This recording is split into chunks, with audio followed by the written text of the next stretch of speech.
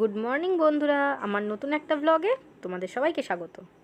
So দেখো, এটা আমার মর্নিং রুটিন। তো মর্নিংয়ের সব কাজবাজ সেরে আমি চলে এসেছিলাম রান্না করতে।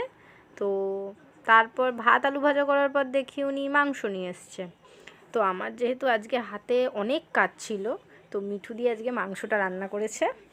আর মিঠু দিয়ে হচ্ছে এখন মাংসটা কষাচ্ছিল। আমার আজকে শুধু দায়িত্ব ছিল যে আমি শুধু মশলাটুকু করে দেবো, বাদবাকি দায়িত্বটা মিঠুদি একাই পালন করে নেবে। তো ওকে এখানে বলেছে মিঠুদি একটু তাকা, তো মিঠুদি ঠিক এইভাবেই তাকিয়েছে, ইগনোর করো। এবার দেখো, কষানোর কালার দেখেই তো তোমরা বুঝতে পারছো যে মাংস ঠিক কতটা টেস্টি হয়েছে। হ্যাঁ, মাংসটা ভীষণ টেস্টি ছিল। এইবার মিঠুদি রান্না করবে কি, আমি তো মিঠুদিকে জ্বালিয়ে জ্বালিয়েই পাগল করে দিচ্ছিলাম।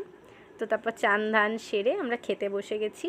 তো দেখো কী কী ছিল। আজ ছিল ভাত, ডাল, আলু দিয়ে ডিম দিয়ে ভাজা, মাংস, মাংসটা মিঠুদি স্পেশাল, আমার নয়।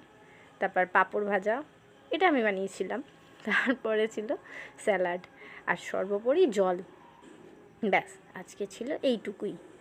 এবার খেয়ে দিয়ে আমার বর খুব প্রশংসা করেছে, কারণ ও জানতো না মাংসটা মিঠুদি করেছে। তো এটা ছিল ফাইনাল লুক। তারপরে খাওয়া দাওয়া সেরে আমি একটু মিস্টার বিন দেখছিলাম, কারণ মিস্টার বিন দেখতে আমার ভীষণ ভালো লাগে। তারপরে আমি একটু ঘুমিয়ে পড়েছিলাম। তো আজকের মতন ভিডিওটা এই পর্যন্তই। আজকের মতন টাটা। ও, আর একটা কথা, তোমাদের কার কার আমার মতন মিস্টার বিন দেখতে ভালো লাগে সেটা অবশ্যই কমেন্টে জানিও। বাই।